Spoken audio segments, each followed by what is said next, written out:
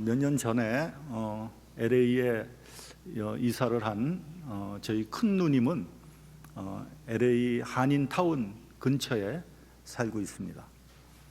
그런데 어느 날 전화가 왔어요. 무슨 얘기냐 하면 그 LA 한인타운 부근에 홈레스 쉘터가 생긴다고, 한인들이 집값 떨어진다고 데모를 하고 난리가 난 거예요. 그러면서 한인타운 근처에 얼마나 홈레스들이 많은지, 뭐 마약, 각종 범죄로 아주 오염이 돼 있다, 그렇게 얘기를 합니다. 그래서 해가 지면 밖에 나가서 산책하기가 두려울 정도라고 했습니다. 그런데 LA뿐만 아니라 따뜻한 지역에는 홈레스들이 굉장히 많습니다.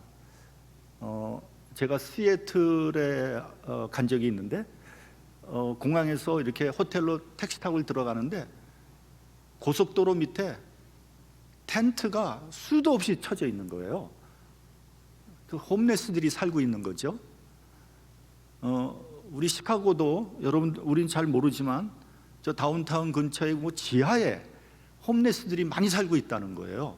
그래서 그 안에, 거기서 뭐 강도, 절도, 뭐 마약, 폭행, 성범죄, 이런 일들이 일어나고 있다고 합니다. 그래서 미국 정부에서 골머리를 앓고 있습니다. 미국과 같이 세계 최고의 부자 나라에서 이처럼 홈레스가 많다는 것은 참 이해하기 어렵습니다. 사회보장제도가 잘 돼 있고, 또 일을 하려고 하면 뭐 돈은 많이 받지 못할지 모르지만 얼마든지 일할 자리가 있는 곳에서 거처할 곳도 없이 동냥을 하면서 산다는 것은 참 이해하기 어렵죠. 여러분들도 아마 경험을 했으리라고 생각됩니다만, 이렇게 차를 타고 가다 보면 이렇게 신호등이 있잖아요. 거기 이렇게 서 있으면 아주 사지가 멀쩡한 젊은이가 이렇게 피켓 같은 걸 들고 서 있습니다. 그거 읽어보면 뭐 잡도 없고 돈도 없고 애는 뭐 둘 뭐 셋 되는데 좀 도와달라. 어떤 피켓에는 보니까 자기는 뭐 이라크하고 아프가니스탄 베테랑이다, 그런 피켓도 있습니다. 그러면 이 사람들을 도와줘야 하는지 아니면 그냥 모른 채 그냥 지나가야 되는지 살짝 망설여지지 않습니까? 한편으로는 불쌍한 생각이 들기도 하고요. 그러다가도 또 아니, 사지가 멀쩡한 사람이 나가서 일을 하지 왜 저러고 있나 하는 생각이 듭니다. 아마도 뭐 마약이나 알코올 중독이 아니겠나, 그렇게 생각해 봤습니다. 제가 한국에 나갈 때는 이제 교통수단으로 주로 지하철을 타고 다닙니다. 한국의 지하철 정말 세계 최고입니다. 너무 잘 돼 있어요. 안 가는 데가 없어요. 사통팔달입니다. 또 지하철을 타면 많이 걷게 돼서 건강에도 좋아요. 그래서 서울에 가면 뚱뚱한 사람이 없어요. 일석이조입니다. 그런데 이번에는 지하철을 탔는데 특이한 게 뭐냐면 장사하는 사람 혹은 거지들이 한 명도 없는 거예요. 한 번도 못 봤어요. 늘 있었거든요. 그래서 지하철에서 장사하는 사람들 아마 강력하게 단속하고 있는 것 같아요. 근데 이제 몇 년 전에 제가 나갔을 때 이런 일을 겪은 적이 있습니다. 지하철 타고 가는데 갑자기 꽝 소리가 들리는데 너무너무 크게 들리는 거예요. 그래서 깜짝 놀라서 뒤를 돌아보니까 이제 그 허름한 그 거지인 것 같아요. 근데 이제 가다가 보면은 지하철이 덜컹하잖아요. 그래가 그냥 그 객차 바닥에 그냥 나동그라진 거예요. 근데 얼마나 세게 나동그라졌는지 소리가 너무너무 큰 거예요. 그래서 아니, 저 불쌍한 사람이 어디 크게 부상당하진 않았나 걱정이 됐습니다. 근데 다행히도 비틀비틀 일어나더니 자기의 좀 불쌍한 신세를 한바탕 읊고 나서 돈을 달라 그러는 거예요. 그래가지고 저는 너무 불쌍해서 뭐 한 채 망설임도 없이 돈을 꺼내서 줬습니다. 그런데 다른 사람들은 뭐 눈을 이렇게 피하고 슬슬 피하면서 돈을 안 주는 거예요. 그래서 저는 이건 뭐 한국 사람들 너무 무정하다. 어떻게 저렇게 불쌍한 사람 좀 도와주지. 그런 생각을 했습니다. 그 다음 날에 또 지하철을 타고 가다가 또 꽝소리가 들리는 거예요. 어디서 많이 들어본 소리잖아요. 보니까 그 사람 똑같은 사람이에요. 그래서 저 사람은 저렇게 상습적으로 하는구나. 좀 바보가 된 느낌이 들면서 좀 약간 배신감도 들더라고요. 사람들이 왜 도와주지 않는지를 깨닫게 됐습니다. 사람은 일생을 살면서 한 4가지 정도의 고통을 당할 수 있다고 합니다. 첫째는 배고픈 고통과 추운 고통입니다. 춥고 배고픈 고통이죠. 저희 집은 제가 고등학교, 대학교 다닐 때 완전히 망했습니다. 그래가지고 등록금 낼 돈이 없는 거예요. 그래서 아주 고통을 많이 당했어요. 근데 이제 제가 고등학교 다닐 때는 뭐 등록금이나 보충 수업비를 안 내면 선생님들이 불러서 때렸어요. 그 돈을 못 내서 맞으면서 되게 서럽더라고요. 돈이 없어서 내가 맞는구나. 대학을 다닐 때는 애들 과외도 가르치고 또 입주해서 가정교사도 하면서 참 억지로 겨우겨우 학교를 다녔습니다. 그렇지만 제가 배고프고 밥을 굶은 적은 없어요. 그래서 저는 배고픈 고통은 잘 모르겠어요. 겪어보질 않았습니다. 그러나 우리나라는 1960년대만 해도 보릿고개가 있지 않았습니까? 어린아이들이 도시락을 싸오지 못해서 점심시간에 냉수를 한 사발 들이키는 그런 일들도 있었습니다. 해방 전후나 혹은 6.25 사변, 1950년대는 더 말할 필요도 없는 거죠. 우리는 절대적인 빈곤을 경험했습니다. 근데 재미있는 것은 뭐냐 하면요, 대부분 사람들이 그때가 좋았다고 회고를 합니다.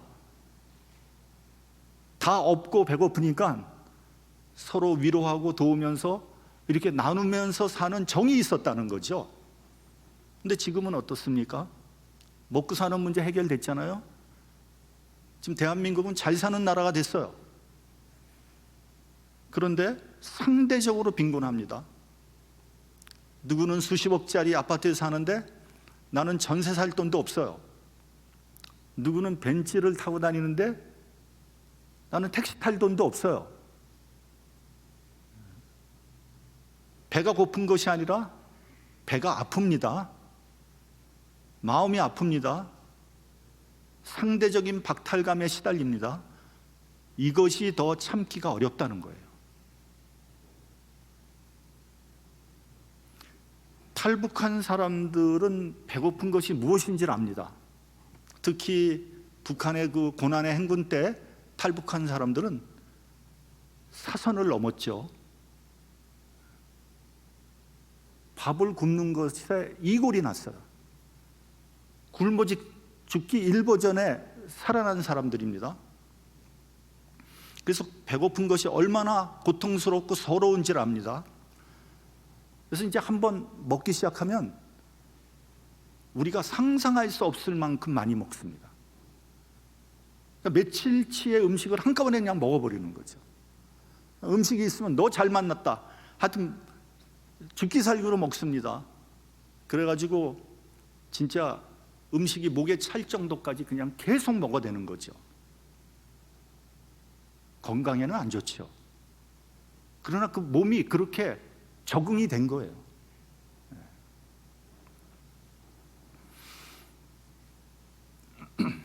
근데 최근에 탈북한 사람들은 양상이 좀 다릅니다. 단순히 배가 고프기 때문에 탈북한 것이 아니라 다양한 이유로 탈북을 합니다. 어떤 사람은요, 자녀의 미래 때문에, 자녀의 교육 때문에 탈북한 사람들도 있습니다. 2019년 태국에 탈북자 선교를 갔을 때 그 훈련원에서 탈북한 사람들을 여럿 만났습니다. 근데 거기에는요, 북한에서 검사 일을 하다가 탈북한 사람도 있더라고요. 검사. 뭐 북한에선 검사가 얼마나 높은 건지는 잘 모르겠습니다만, 근데 그 사람들이 이제 대한민국에 가려고 살짝 들떠 있더라고요. 마치 가나안 복지에 들어가는 것처럼 그렇게 생각을 하는 거예요. 그래서 제가 대한민국은 가나안 복지가 아닙니다. 대한민국은 뭐 북한은 어떨지 모르지만, 북한은 가난하니까 오히려 따뜻한 정이 있을지 모르지만 대한민국은 사각의 정글입니다. 경쟁에 익숙치 않은 그들에게는 남쪽이 더 살기 힘들지도 모릅니다. 전에 보니까요, 북한에서 그냥 목숨을 걸고 탈북을 해가지고 남쪽에서 살다가 자살한 사람도 있어요. 아니, 자살하려면 북한에서 자살하든지 하지 왜 남한까지 내려와서 목숨 걸고 내려와서 남한에서 자살하느냐고요. 그러니까 그만큼 살기가 쉽지 않은 겁니다, 여러분. 둘째는 냉대받는 고통이 있습니다. 요즘 말로 하면은 왕따 당하는 거죠. 여러분, 사람은요, 사회적인 존재입니다. 함께 살아가는 거예요. 아무도 나와 함께 하지 않는 것처럼 견디기 어려운 것은 없습니다. 의식주의 문제는 해결이 됐는데 사람들에게 인정받지 못하는 정신적인 고통이 있는 거죠. 교회에서도 왕따 당하는 사람이 있습니다. 물론 왕따 당할 때는 그만한 이유가 있어요. 그러나 아무리 그렇더라도 교회에서만은 왕따시키면 안 돼요. 교회에 와서 하나님에게 은혜 받고 위로 받고 새 힘을 얻고 용기를 얻기 위해서 왔는데, 위로는커녕 왕따를 당하면 상처를 받잖아요. 우리가 성숙한 신앙인이라면 잘 적응하지 못하고 주변을 서성이는 사람들 있잖아요. 그 사람들한테 가가지고 따뜻한 말 한마디라도 건넬 수 있는 사람, 이런 신앙인이 돼야 되지 않겠습니까? 만약에 우리 성도들이 다 그런 성숙한 신앙인이 될 수 있다면 우리 교회는 천국이 될 거예요. 셋째는 불안과 걱정 때문에 오는 정서적인 고통이 있습니다. 사실 걱정하고 근심하는 것처럼 불필요한 일은 없는 거죠. 뭐 걱정 근심한다고 달라지는 건 하나도 없습니다. 복음서에도 말씀하고 있습니다. 너희가 목숨을 위하여 무엇을 먹을까 무엇을 입을까 염려하지 말라 그랬습니다. 또 너희 중에 누가 염려함으로 키를 한 자나 더할 사람이 있겠느냐? 소용없다는 거죠. 걱정 근심이 아무 필요 없다는 것을 알려주는 말씀 아니겠습니까? 그럼에도 불구하고 사람들은 까닭 모를 걱정과 근심을 합니다. 근심 걱정의 노예가 되어서 살아가고 있습니다. 그런데 근심 걱정하는 주된 이유는 왜 그러냐? 믿음이 없기 때문에 그런 거예요. 그리고 하나님의 말씀 위에 서지 못했기 때문에 근심하고 걱정하는 겁니다. 저도 그 목회 초창기에 개척 목회할 때 걱정 근심을 많이 했어요.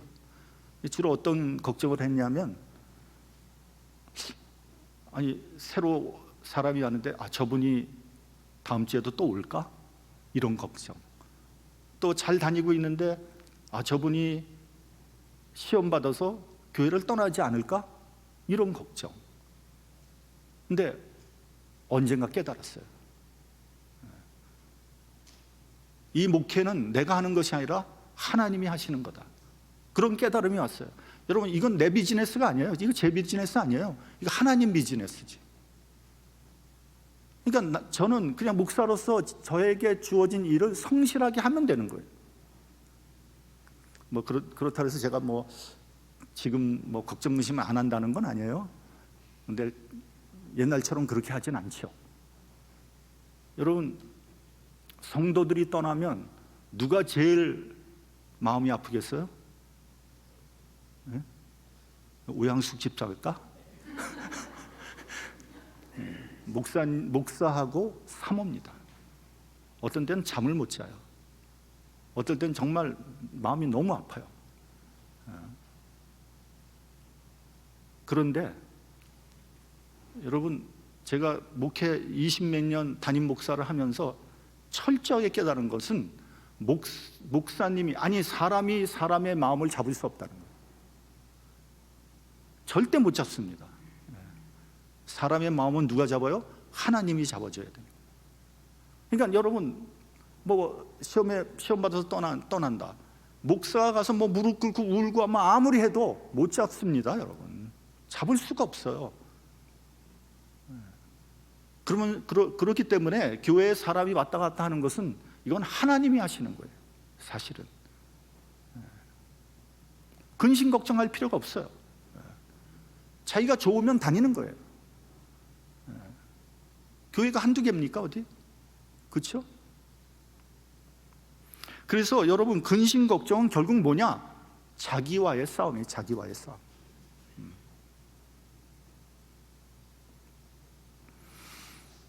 넷째로, 할 일이 없는 고통이 있어요. 내가 더 이상 필요하지 않은 거예요. 뭐 뭔가를 하고 싶은데, 무슨 일을 하고 싶은데 더 이상 사람들이 나를 쓰지 않는 거예요. 쓸모없는 존재가 되었다는 느낌이에요. 살아있지만 죽은 거예요. 살고 있지만 삶의 가치가, 의미가 없는 거예요. 그렇기 때문에 여러분, 몸을 움직일 수 있을 때 무엇이든지 열심히 하시기 바랍니다.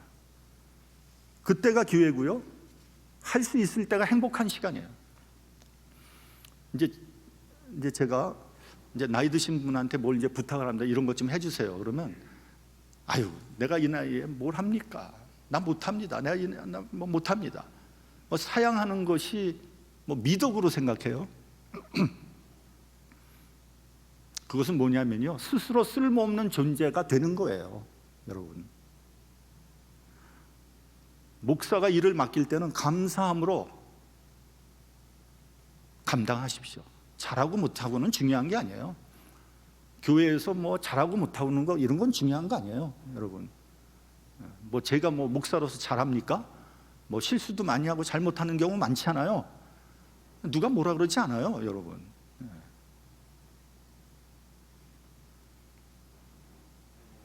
그래서 하나님 사역을 하면서 자기 자신의 가치도 깨닫고 삶의 보람도 느끼시기 바랍니다. 근데 어떤 사람은요, 은퇴하기를 간절히 바라는 사람이 있어요. 가끔 어떤 사람이 저에게 물어봅니다. 목사님, SSI 받으시죠? 사회보장연금. 예? 네. 기분이 어떻습니까? 뭐 기분이 어떻긴 어때요? 뭐 좋죠. 공짜 돈이 매달 들어오는 것 같은 기분이에요. 근데 처음에 딱 들어왔을 때는 정말 마음에 감동이 쫙 오더라고요. 야.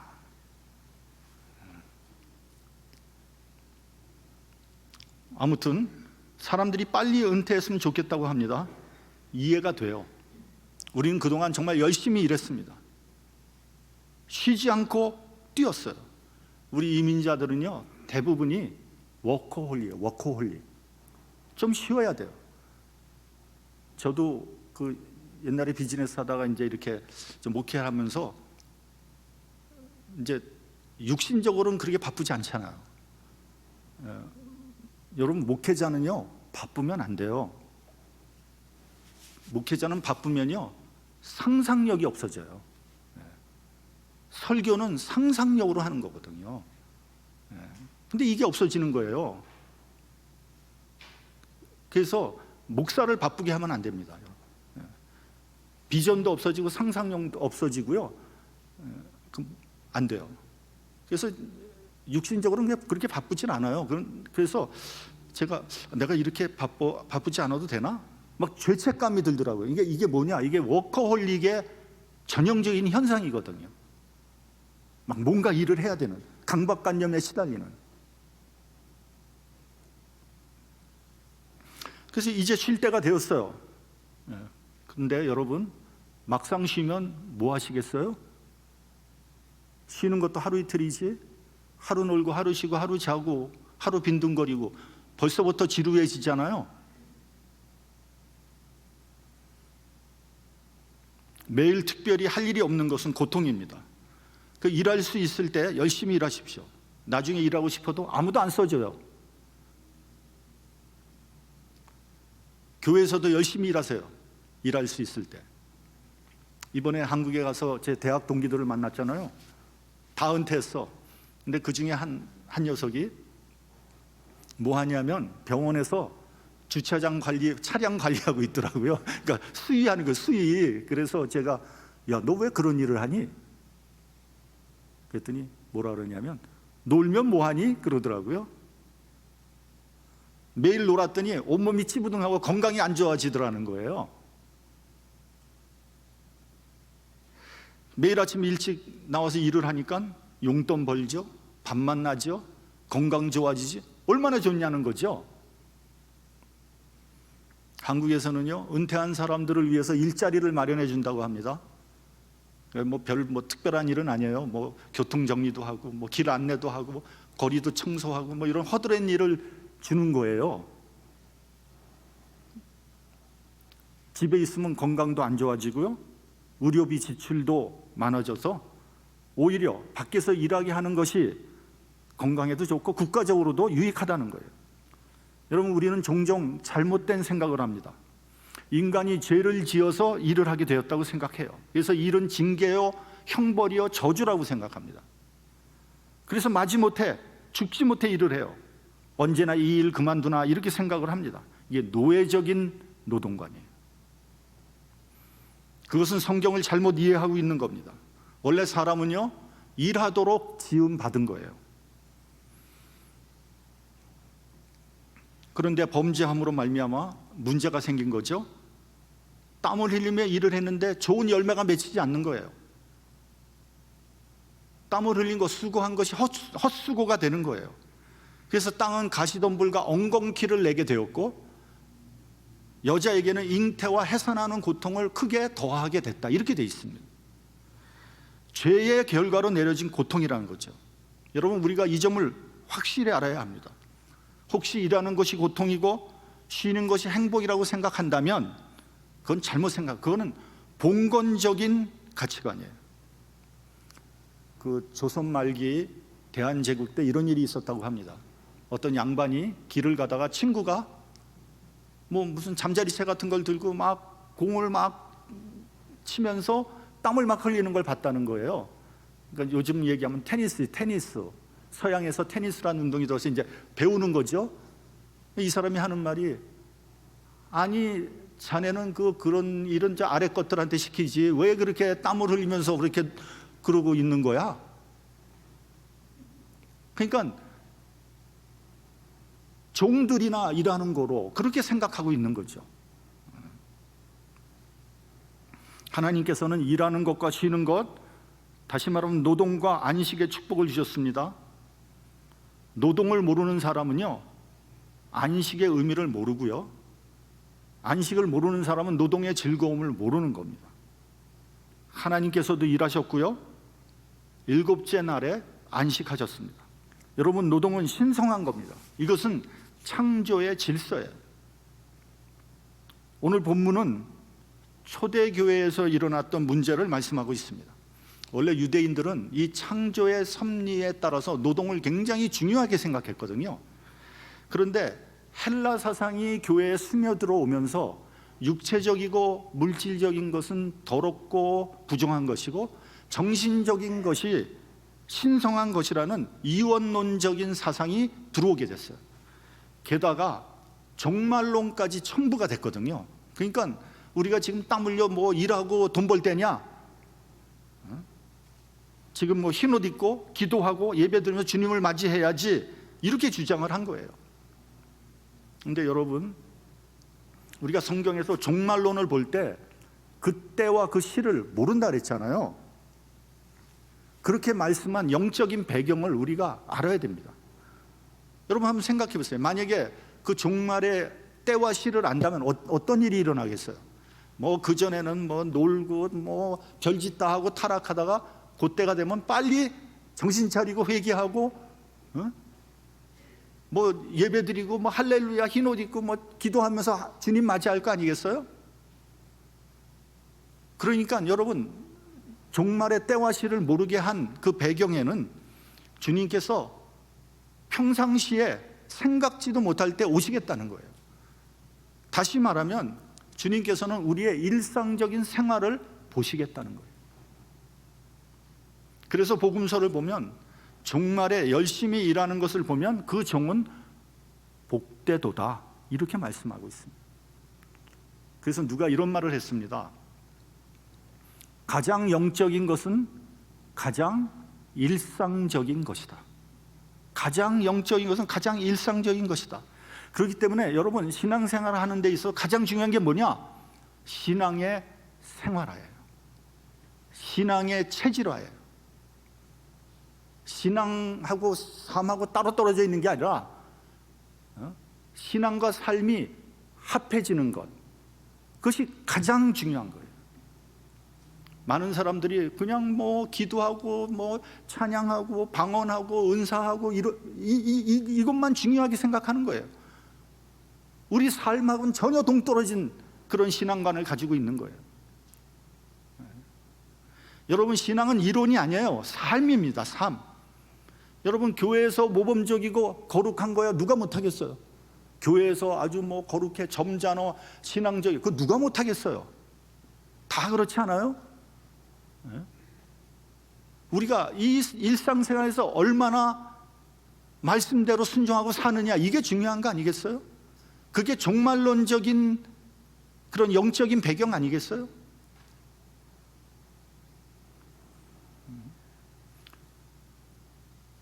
우리의 삶이 거룩하고 모범적이 돼야 되는 거죠. 그래서 예배가 삶이 돼야 되고 삶이 예배가 돼야 되는 거예요.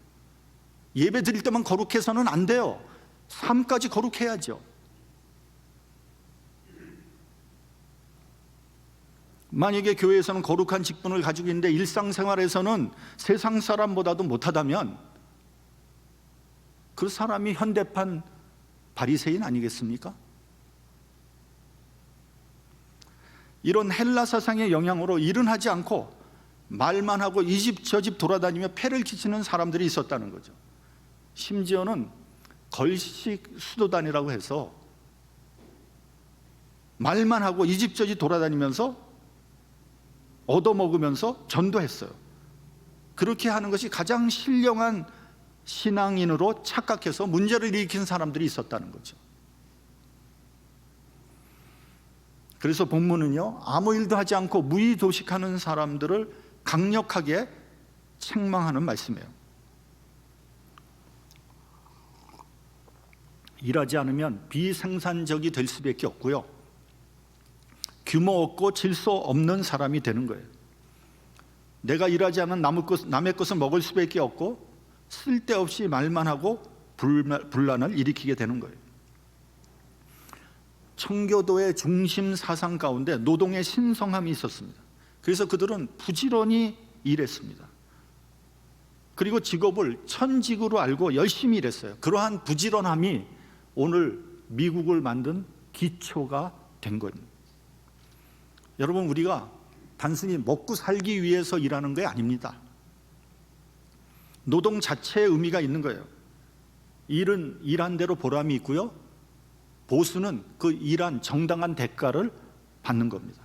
우리 개신교 프로테스탄트는 일에 대한 소명론, 천직론, 축복론이라는 게 있어요. 이 말이 무슨 말이냐면 직업에는 하나님의 부르심이 있다는 거예요. 여러분 하나님의 콜링이 있다는 거예요. 내가 목사만 콜링이 있는 게 아니라 여러분들 일하는 데서 하나님의 콜링을 받은 거예요. 그 직업을 나의 천직으로 알고 그렇게 살아갈 때, 성실히 일할 때 나한테 축복이 되고 다른 사람에게도 축복을 전하는 통로의 역할을 할 수 있다는 거예요.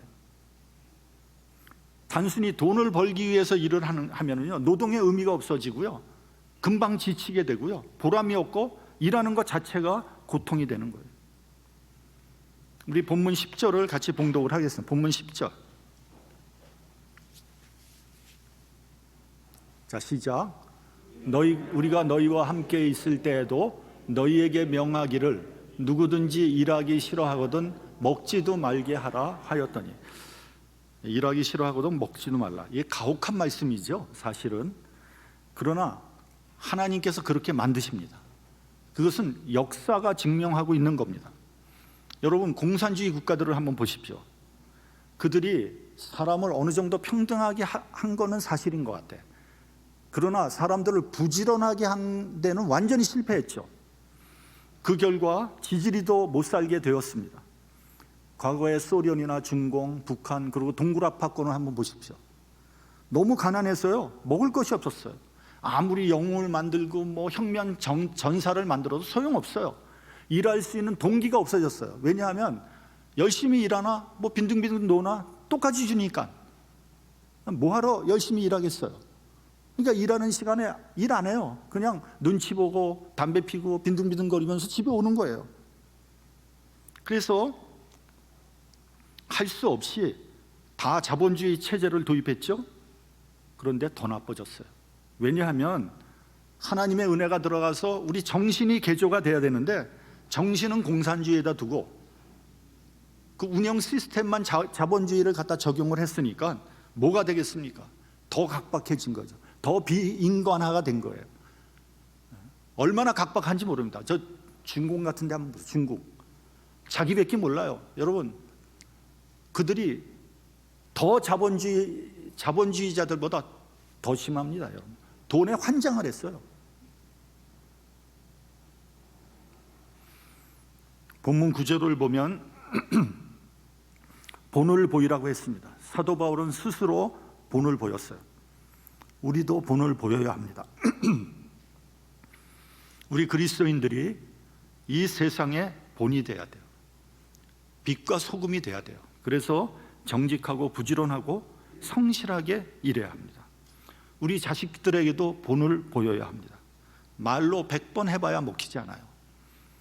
엄마 아빠는 공부 잘했는데 너희들은 그게 뭐냐? 안 먹힙니다, 여러분. 성적표 좀 보여주세요. 얼마나 잘했나.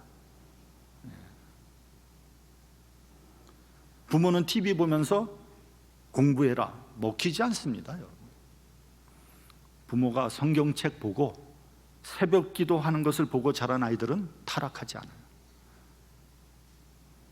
타락했다가도 다시 돌아와요. 예수께서, 아버지께서 일하시니 나도 일한다고 하셨습니다. 우리도 주님을 따라 열심히 맡겨진 사역을 해야 합니다. 그래서 일을 하면서 나의 가치를 다시 깨닫고 보람을 느끼고 하나님께 영광을 돌리는 저와 여러분이 되시기를 주님의 이름으로 축원합니다. 기도하겠습니다.